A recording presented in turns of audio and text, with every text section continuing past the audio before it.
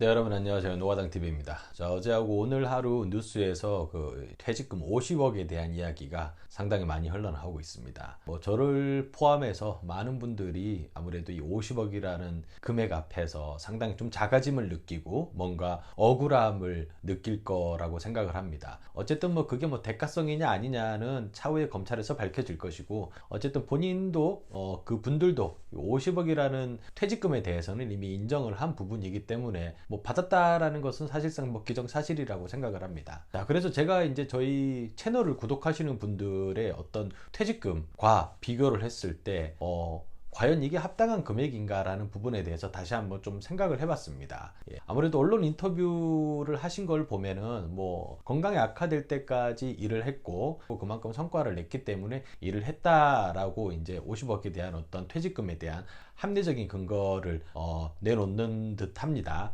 하지만 일단 저를 포함해서 저희 이제 구독자분들 중에서 보통 이제 저희가 흔히 말하는 현대건설이나 삼성물산 같은 그래도 이름이 있는 대기업에 입사를 해서 만약에 해외 현장, 우리가 흔히 말하는 사우디 현장에 가서 근무를 하게 되면 보통 2주에 하루 정도 쉽니다. 2주에 하루 정도. 일단 건설회사에 입사하시게 되면 국내 현장에서는 사실 52시간에 대한 부분이 좀 보장을 받기 때문에 사실 이제 그런 부분은 걱정할 필요가 없는데, 해외 현장은 아직은 그런 부분에 있어서 조금 미흡합니다. 워라밸이라는 것은 사실 포기하고 살아야 되는 부분이에요.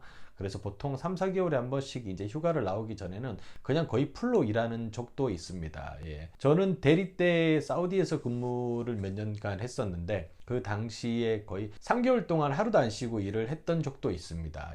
그렇게 해서 이제 받는 월급이 한 400만 원 그 당시에 받았던 걸로 기억을 합니다. 자, 여러분들이 사우디 현장에 입사하자마자 사우디 현장에 가서 해외 현장에서 한 5년 정도 고생을 하시다가 딱 퇴직을 했어요. 그러면 여러분들이 받게 되는 퇴직금은 3천만 원 정도라고 생각을 하시면 됩니다.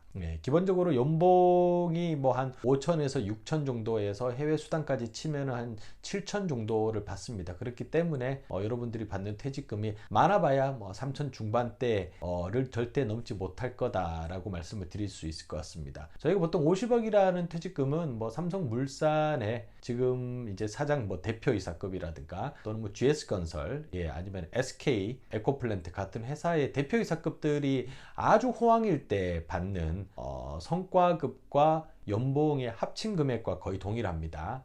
대부분 연봉이 한 10몇 억에 성과금이 한 20몇 억 정도 해서 총 한 40억에서 50억 사이 정도를 대표이사들이 매년 가지고 갑니다. 여러분들도 아마 상반기 하반기 이렇게 두 번 지급되는 이제 연봉 순위에 대해서 아마 언론에서 검색을 해보시면은 대충 이런 숫자가 나오는 것을 아실 수 있을 거예요. 그렇기 때문에 기본적으로 그 50억이라는 숫자가 전혀 불가능한 숫자는 아니다. 단지 그 부분 때문에 스스로가 패배감을 느낀다거나 그러는 것이 오히려 더 손해다라는 말씀을 드리고 싶어요.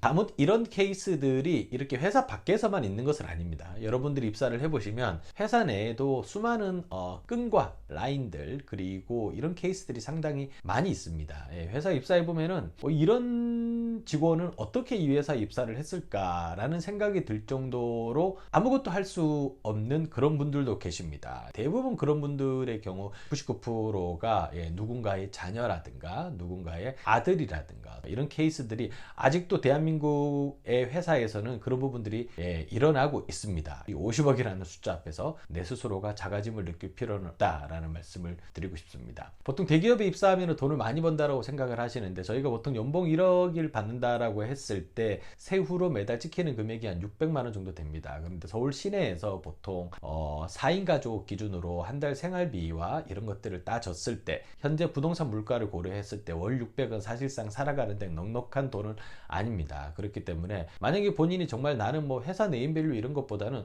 돈을 많이 벌고 싶은 사람이다라고 했을 때는 제가 봤을 때 가장 빠른 방법은 정치권으로 들어가는 것이 가장 빠른 방법입니다. 정치권으로 들어가기 위해서는 어떻게 해야 되죠? 제일 먼저 구청을 자주 찾아가야 되죠. 구청장 등산 모임이라든가 이런 모임에 자주 얼굴을 비추면서 그쪽에서 약간 청년을 대표하는 청년 대표 이런 직함을 하나 받아서 명예활동으로 활동을 좀 해오다가 나중에 정의당이라든가 이런 쪽으로 뛰어서 쭉 올라가는 코스도 상당히 최근에는 성공적으로 본 사례들이 많이 있습니다.